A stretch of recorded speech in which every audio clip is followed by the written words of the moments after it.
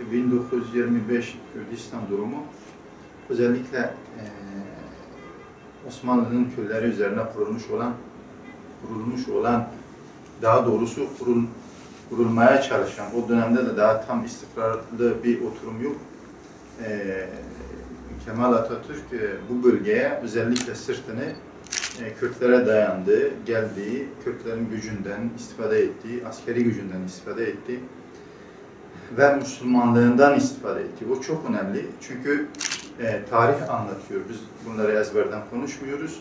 O dönemlerde, geçiş döneminde Atatürk'ün özellikle Müslüman halkımızdan, Müslüman Kürt halkımızdan istifade edebilmek için ciddi manada kendini İslami bir eğilimli insan olarak gösterdi.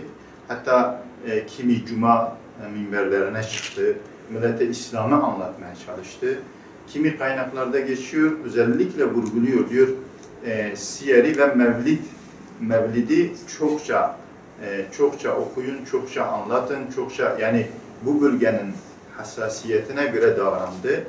Bu bölgenin hassasiyetine göre davranarak işini, yani tabiri caizse köprüyü geçinceye kadar işini bitirmeye çalıştı. Evet. Şeyh Said Efendi ikisini de temsil ediyor. Şu manada ikisini temsil ediyor. Şimdi zamanında ve özellikle de bu Cumhuriyet'in kuruluş aşamasında Ruslarla olan savaşta bu halk çok büyük fedakarlıklar gösterdi. Yani şimdi yeni hükümetin orduları, askerleri batıda Yunanlılarla, Fransızlarla, İngiltere askerleriyle uğraşırlarken, savaşırlarken Doğu savunmasız kaldı.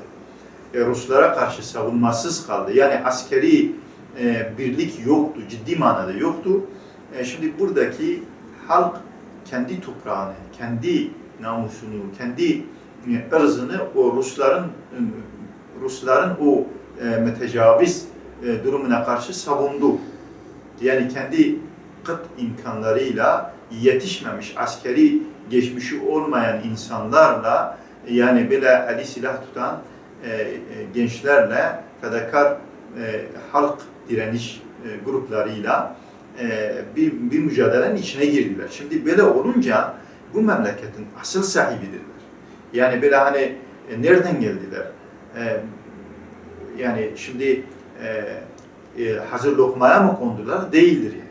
Böyle değildi. Yani bunun emeğini gösterdiler. Bunu kan bedelini ödediler. Öldüler, öldürüldüler. Talan edildiler. Memleketlerinden sürüldüler. Yani Ruslardan, Ermenilerden çektiler yani. Böyle bir bedel ödediler. Bedel ödeme neticesinde bu memleketin sahibidirler. Şimdi yeni hükümet işi bitince ortaya çıktı, dedi ki siz nereden çıktınız? Biz buradaydık zaten. Bir ulustuk zaten. Bu topraklar bizimdir zaten. Birlikte savunduk. Hatta siz yokken biz savunduk yani. Başkasına kaptırmadık. Rusya'ya kaptırmadık. Vardık zaten. Sahibiydik zaten. Memleketimizdir zaten. Siz nereden çıktınız? Yani böyle bir haksızlık ortaya çıkınca haliyle yani mesela ulus olarak, Kürt ulusu olarak bir direnç gösterilmesi lazımdı. Yani biz bedel ödedik, bizi görmemezlikten gelmeyin diyebilmek lazımdı. Ve biz Müslümanız, İslami hassasiyetlerimizle oynamayın demek lazımdı. Ve Şeyh Said Efendi ikisini de birleştirdi. Yani diyelim ki İslami yönünü aldı, ezilen bir topluluk veya o göstermiş oldukları fedakarlıkları görmemezlikten gelenlere yani bir cevap vermesi gerekiyordu. İkisini birleştirdi.